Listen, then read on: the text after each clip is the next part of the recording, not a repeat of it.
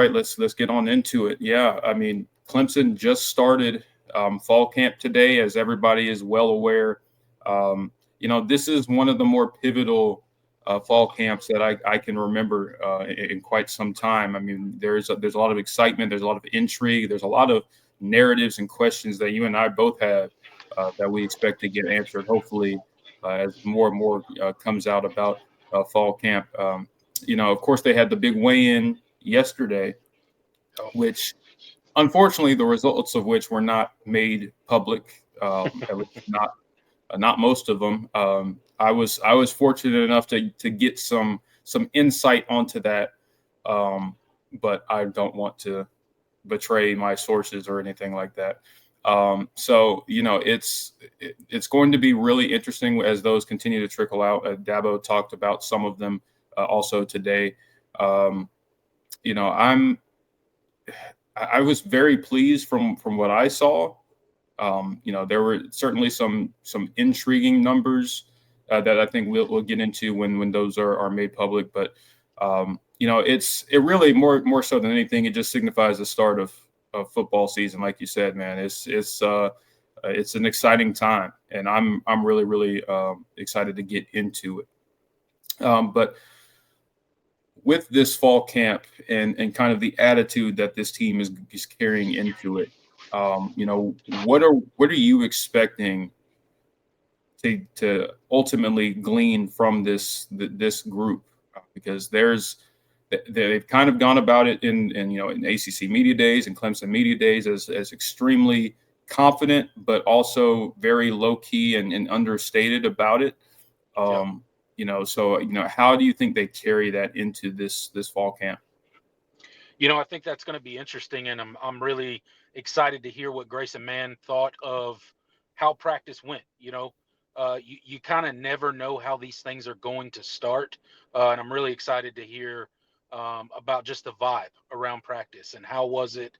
From his purview, was the intensity there? Was the focus there? Or did they come out a little flat? Like they have in previous seasons, right? So, I mean, everybody knows at this point, especially if you're watching this channel, all of the hype surrounding the 2025 version of the Clemson Tigers. That's been well stated, well documented on virtually every sports outlet that you can find to consume college football content.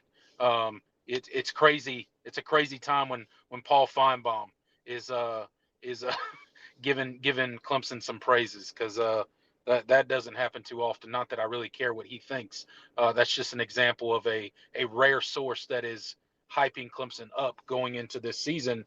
And going back to the ACC media days and kind of how Cade Klubnik and TJ Parker and Peter Woods and Antonio Williams handled it, I thought that they sounded focused. They sounded like they were focused on the right things. So you would hope that would carry over into fall camp. They really were, they didn't shy away from knowing that they're getting a lot of hype coming into this season, but they definitely took on a narrative of we got to go prove it on the field, right? We got to go do it on the field. It doesn't really matter. We got to go do it on the field, right? You heard that narrative a lot from all four of those players, and you certainly hear it from Dabo as well. So, that's kind of the big point that you're looking for is how is this team conducting themselves in fall camp? I think because that more so than sitting in front of a camera and fielding questions from media members, it's really easy to sit there and say the right things, but the proof is in the pudding. And when they go out there and practice, you're going to know, you're going to be able to tell whether they're locked in, whether that intensity is there, whether you have a player-led team. And I think that's going to be important for this season. And that's what I expect out of this Clemson Tiger team is a player-led team. And those are always your best teams. You hear everybody talking about it all the time. Everybody that talks about college football states it, that player-led teams are the best teams. And judging by the leadership and the caliber of player that we have returning this season, this should be this should very much so be a player-led team, and I expect big things. So I'm excited to hear some insights coming out of fall camp. Absolutely, man. And I think you touched on a really, really poignant, point that this is. I mean, this team has to be player led. I mean, when you consider the personalities that they have, the Peter Woods, the K Klubniks, the T.J. Parkers, Wade Woodaz. I mean, this is a group. Blake Miller, like this is a group full of players that have developed and together really as Yeah. leaders over the course of the last 2 or 3 years. And that's why things have gotten so much bigger in terms of hype for this team, because you really do have a lot of things going for you. I mean, I don't know if you saw the preseason for All ACC first team that came out today, but 11 players on that first team are Clemson Tigers. That's There insane. there are more Clemson. Shout out to Dustin Black. He pointed this out to me. He said that there were more players on Clemson. There were more Clemson players on that first team All ACC than there were teams represented on the entire uh, All ACC first team. And Kate Klubnik was voted preseason ACC Player of the Year. Mm. So I mean, if that doesn't tell you anything, I mean, the expectations are sky high for this team. Yeah. And there is really no scenario where this anything short of getting back to the playoff and winning the conference and getting back to the college football playoff is considered a success, because this is a team that absolutely has the talent to be more than they were last year. So I'm super excited to see kind of how this team develops and who kind of emerges, because there are a lot of different moving pieces and different position groups that I think have different questions even still. So my question is what position group on this team do you think has the most to gain in fall camp? Like what? Because this team is so full of a lot of proven commodities, especially individually. Like how does this group, which position group has the most to improve, has the most to sort of figure itself out in terms of its identity? Yeah, absolutely. I think it's a great question. And starting on the offensive side of the ball, I think it's no secret the biggest question mark heading into fall camp, and really as a Clemson fan, a question mark that you want to be answered in the next couple weeks is, what does that running back room really look like? We've heard great things about Adam Randall. We've heard um, that he has transitioned to the position well. We've heard how he's taking care of his body this offseason. But what does that look like on the field, right? Um, we kind of got some glimpses of it in spring, but now we've had an entire summer of the transformation phase, as Dabo likes to point out. And then after him, what does the depth chart look like? How does that pecking order start to come into clear focus, right? That's my major on the offensive side of the ball when you're thinking, because uh, the only other position group that you really have a question mark at is tight end, and I think Olsen Pat Henry is going to be fine. Like, I think he is going to have a really good season. You got Christian Bentker right behind him that sat all last season, but he comes in with an immense amount of talent, and we'll see what kind of steps he takes. But I think the tight end room's definitely. I feel a lot better about Olsen Pat Henry than I necessarily do about the running back room at this point in time. And that's going to be one of the biggest questions. Definitely the biggest question on the offensive side of the ball for me is, what does the depth chart on that running back room look like, and have those guys taken the next step necessary to give quality reps out there. And that comes with a lot of different things when we're talking about running backs. It's not just, you know, getting the handoff and getting north and south, right? That's probably the easiest part of being a running back. How are they, how are they with protection, right? We don't want our big time returning quarterback to get his head ripped off because our running backs are missing protection assignments. So that's kind of my big question mark, and I know that's everybody's, but if we're being honest, that's really the one that the offense needs to answer this fall camp. 100%. I'm with you. And on the running back position, when it comes to Adam Randall, I've been told a lot that there's a lot of belief within that building that he's going to surprise folks this year. But ultimately, of course, like with anything, you got to see it first.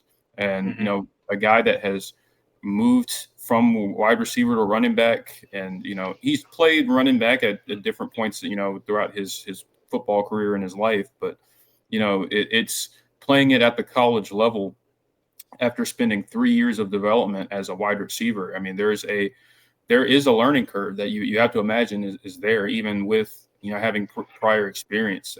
But I do think that his build and certainly the athleticism, the athletic profile, he does offer a lot that is intriguing, and I think you saw a glimpse of that in the Texas game, even though despite really only repping like 3 plays and not really getting a ton of work in terms of the protections and all the other nuances of playing running back in the Garrett Riley system. So, that I'm really excited to hear kind of how he's taken another step from spring, because we've heard good things out of spring about him and his performance and how he's taken the transition.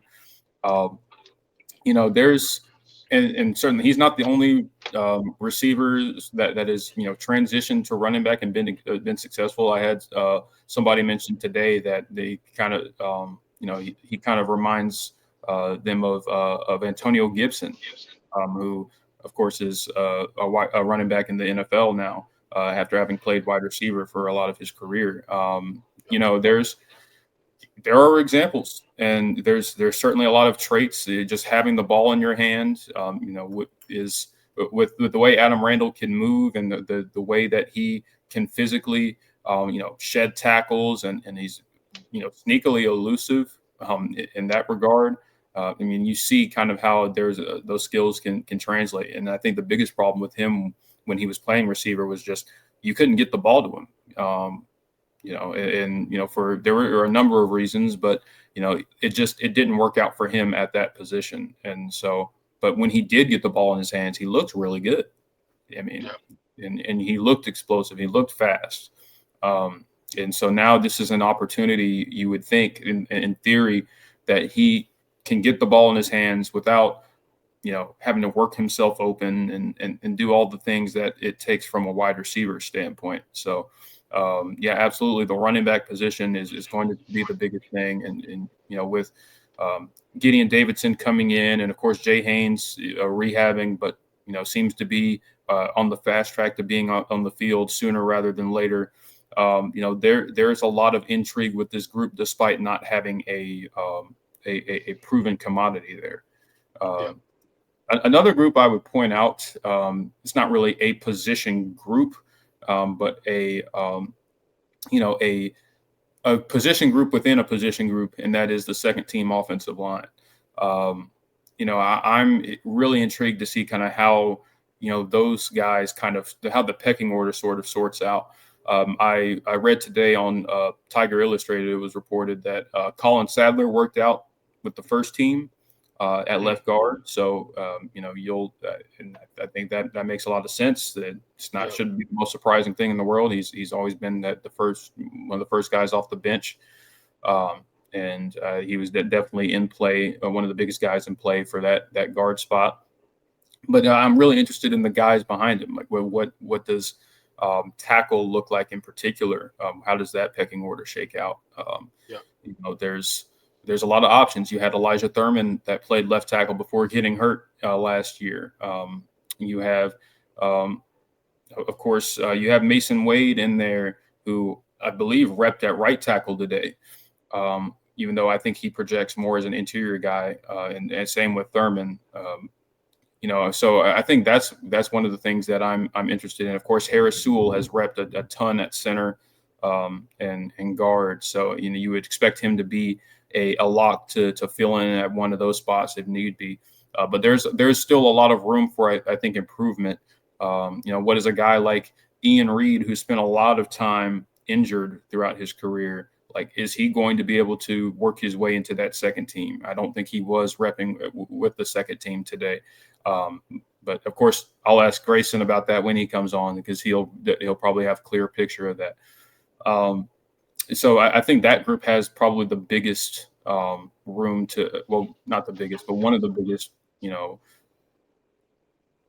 questions in terms of what does the pecking order look like, and who's going to be, those first few guys off the bench, and who is ready to play, now. I didn't even mention a guy like Ronan O'Connell.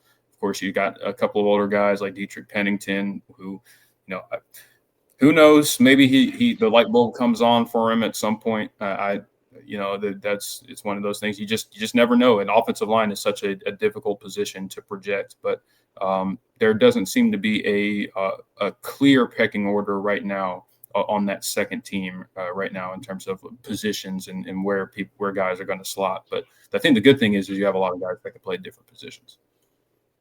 Yeah, absolutely. The offensive line is definitely an interesting position group, and how that pecking order is gonna eventually work its way out as we get further and further into fall camp. Definitely having 6, 7, 8 guys ready to go that can play meaningful football for you and play winning football for you is extremely important on the offensive line. We've seen injuries every single year. You mentioned Colin Sadler, kind of repping at or at left guard. And that definitely makes a lot of sense. He would have played a lot more last year had he not been injured for most of the year, right? He's a guy who's played a lot of football for Clemson, so I think that makes a lot of sense. But yeah, certainly going to be interesting. And just year 2 under Matt Luke, it's going to be fun to watch what kind of steps this offensive line takes in year 2 under Matt Luke, because I mean, if we're being honest, as Clemson fans, we didn't expect it to be as improved as it was year 1. At least I did not. There may be some out there that were like, yeah, I fully expected them to kind of turn it around as quickly as they did. I did not. I thought it was going to take, 2-3 years to kind of work this room into something that um, could really be considered one of the better lines in college football, right? And Matt Luke comes in, and you see the dividends early, super early. So another a full year with those guys now. You've had another spring with them. You've had a summer with them now, and now back into the second fall camp with that group. It's going to be a lot of fun to watch and see what kind of steps forward that those guys made. Not only the 2 deep, but those starters. There's steps forward that all of those guys can make in getting better and being more prepared for the NFL. So I'm excited to see that as well.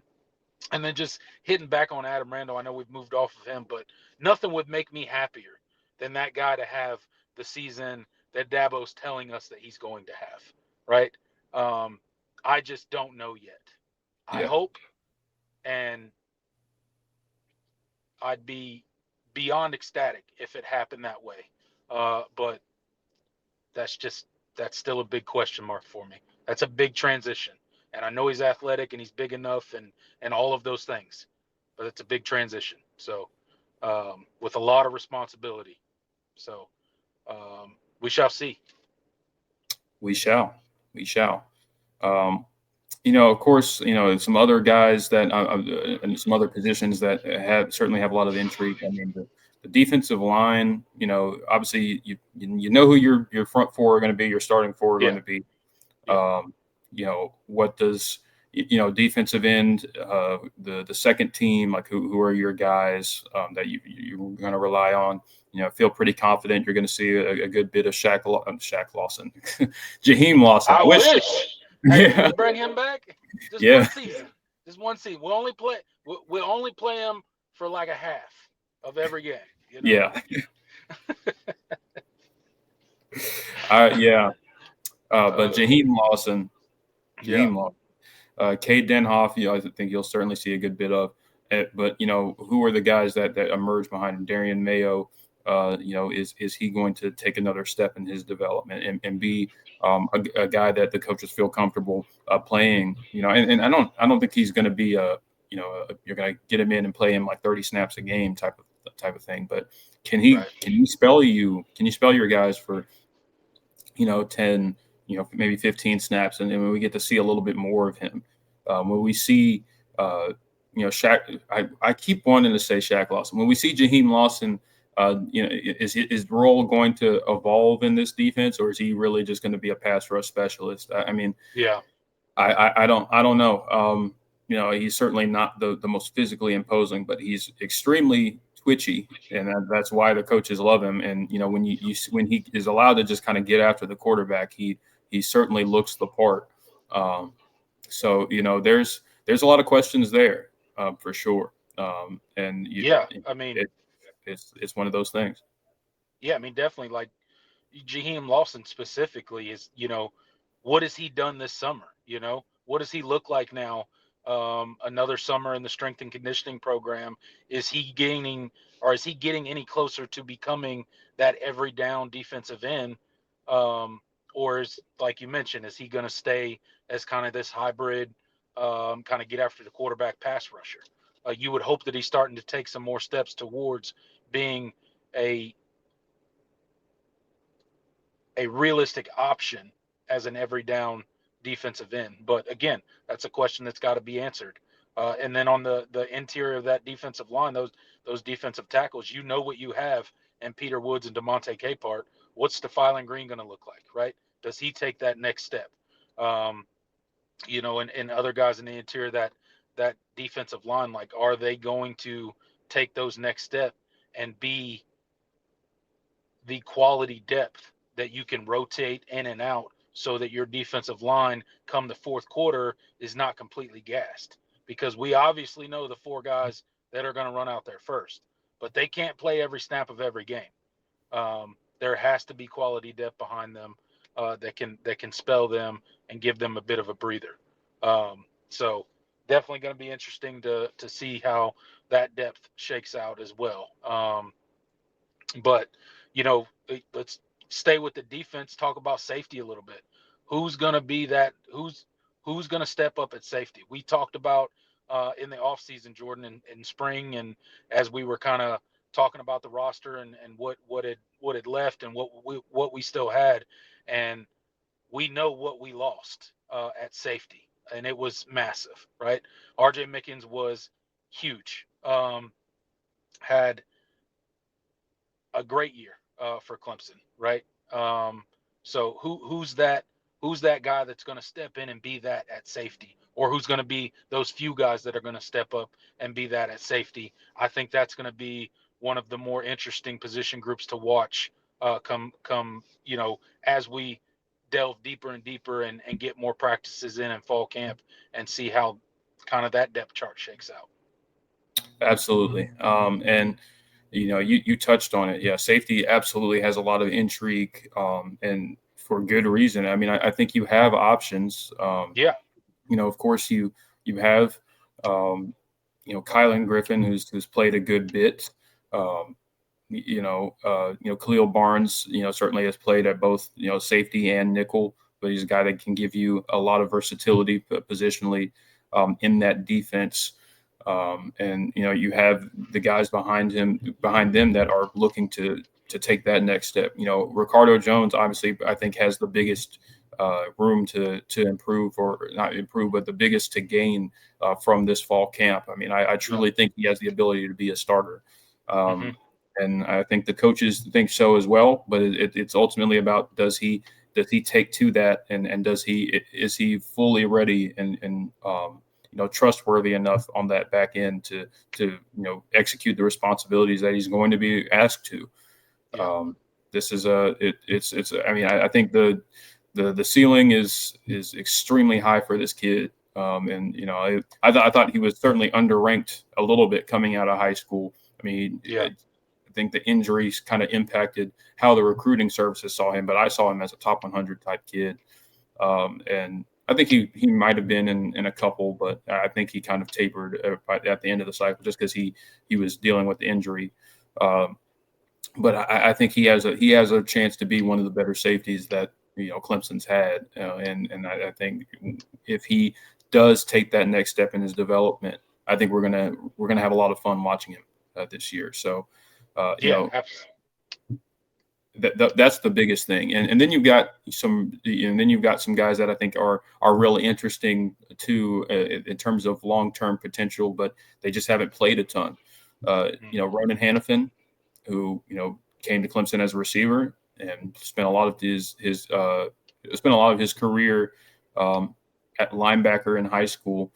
I think he's a guy that the coaches are extremely excited about. So how does Yeah. he continue to develop? I mean, he's a guy that I think I've said it a lot, but when he was in high school, I liked his defensive tape more than his offensive tape, and he wasn't a Hmm. bad receiver by any means, but like when he was playing linebacker, I mean, he showed some really high level instincts, a lot of which I think can translate to the safety position, and just Absolutely. allow him to. I think he's a guy that can play downhill. He's going to kind of like Ricardo. He's going to want to hit people. He's not afraid to tackle.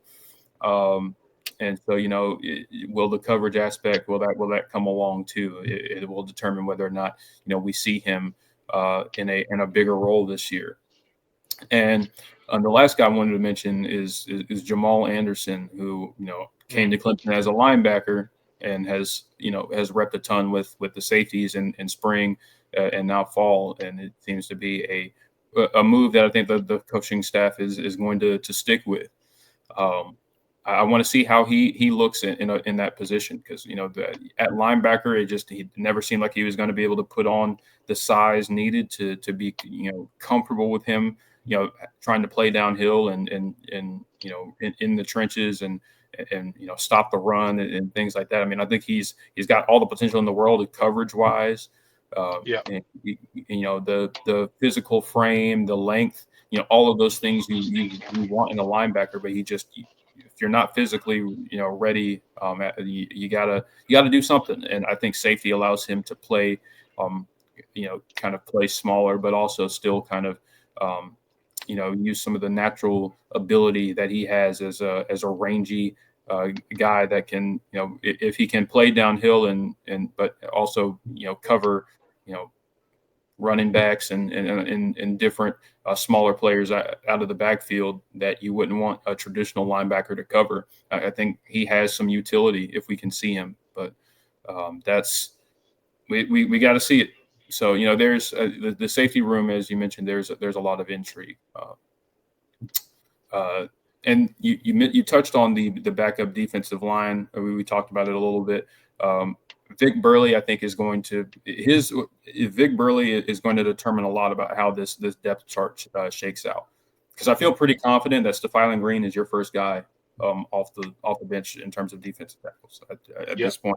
I think the coaches feel that he's where they want him to be. I think he's got. I've even put I haven't actually put this out yet, but it would not shock me if Stephylon Green was an All ACC defensive tackle off the bench. All That's right. how I feel about him. I'm a little biased because he was arguably my favorite recruit in that 23 class. I Yeah. think the ceiling is extremely high with him. But it would not surprise me if Stephylon Green is an All ACC. Yeah, I don't think it'd be like first team, but like third team type of defensive tackle coming off the bench. I think that's how good he is. Um, Yeah. and and Vic Burley obviously coming into his career off the ACL injury and starting from behind the eight ball. I think he's going to determine a lot about how we feel about this defensive tackle depth because I think he made a lot of strides in spring, and I think the coaches feel comfortable with where he's at right now. But of course, you've got five-star defensive tackle, freshman defensive tackle Amari Adams breathing down his neck, um, and, Right. and and the coaches seem to think like physically he's ready to go. And if he continues to get comfortable within this defense, he's a guy that's going to be tough not to get keep off the field.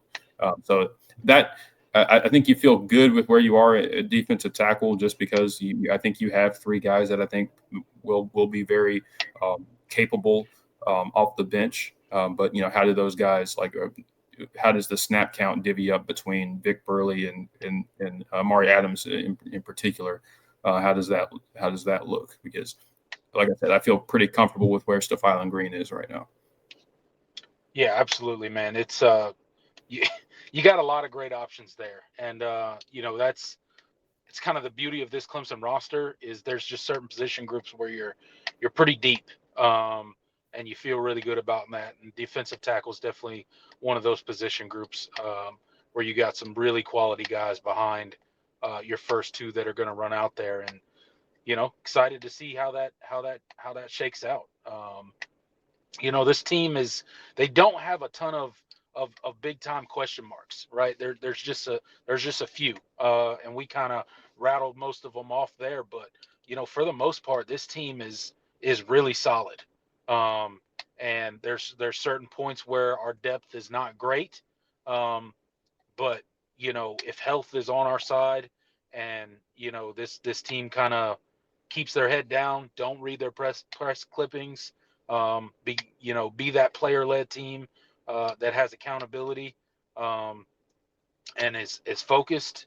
Um, really excited to see what this team kind of rounds into for this fall camp, and then August 30th is not too far away, Jordan. We are Oh we are man, literally a month away from the 2025 football season being kicked off in Death Valley.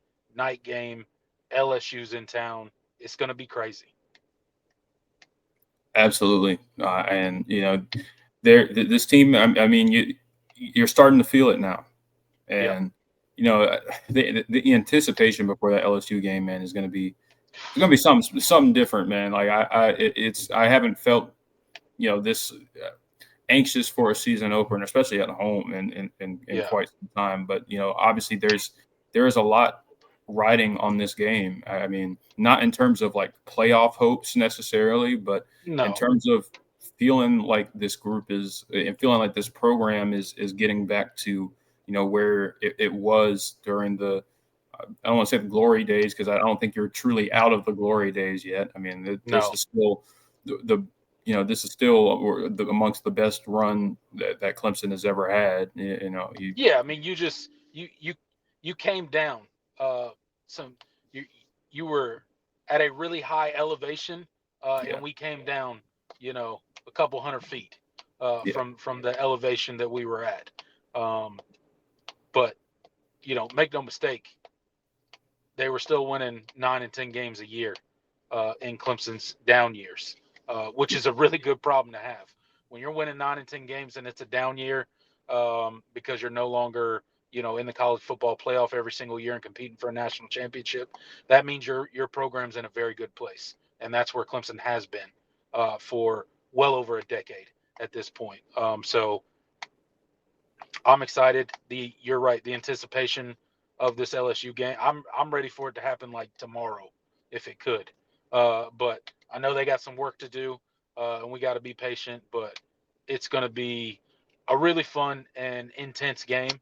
And to your point, it means nothing as far as Clemson's playoff hopes, um, but it means a whole lot when it comes to narrative and how people will perceive Clemson immediately following that game, depending on the outcome. Um, you know, the talk of your record against the SEC, which is good overall, but being 0-3 last season doesn't do you any favors. So from a narrative standpoint, and just from the talking heads nationally, it means quite a bit. Um, but should Clemson lose that game, the season is certainly not over. Everything's still in front of them as far as your playoff hopes and stuff like that. So, um, yeah, man, it's going to be. We ain't had a game like this in the Valley in quite some time. I feel like. So I trust that the fans will have Death Valley in rare form come August 30th. absolutely, and we're going to be super excited to see it. Of course, I hope to see a lot of you guys at the game.